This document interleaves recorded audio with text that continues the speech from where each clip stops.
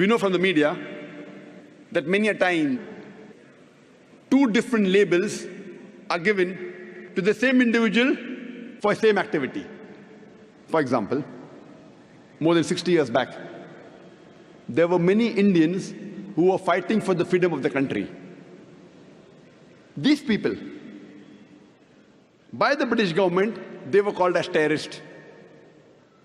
But we common Indians, we call these people as freedom fighters, as patriots. Same people, same activity, but two different labels.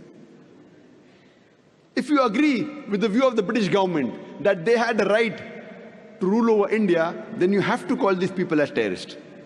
But if you agree with the view of the common Indians that Britishers came to India to do business, they have no right to rule over us, then you have to call these people as patriots, you have to call these people as freedom fighters. Same people, same activity, but two different labels.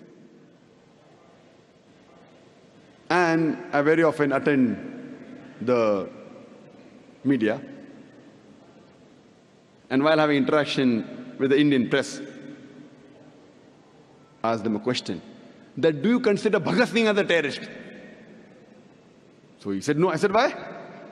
The same Western media, when they call Bhagat Singh as a terrorist, you say no, he's not a terrorist. Why? Because you know the background of the history of India's freedom.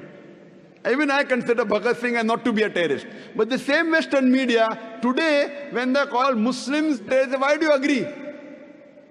Have you done research? They start to laugh.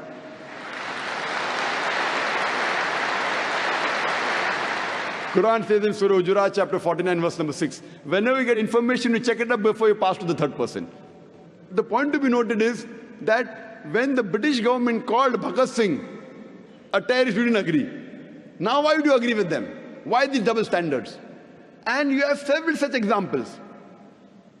When we read the history of the American Revolution, in 1775, during the American Revolution, George Washington, he was called as the terrorist number one by the British government when the British was ruling America.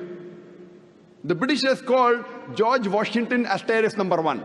Later on, when America gets its freedom, George Washington is made the president of USA. Imagine, terrorist number one becomes the president of USA.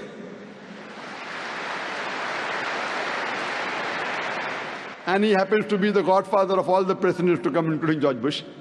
And you find several such examples, several. You have the example of Nelson Mandela.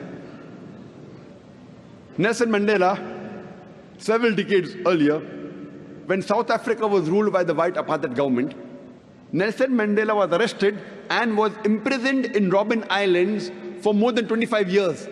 By the white apartheid government, Nelson Mandela was called as terrorist number one.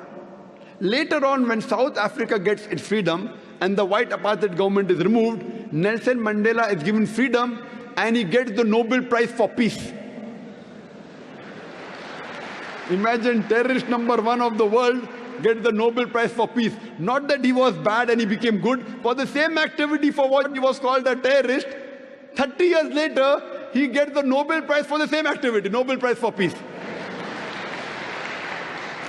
So we realize whoever is in power, whatever label that person gives, that gets stuck on to that person.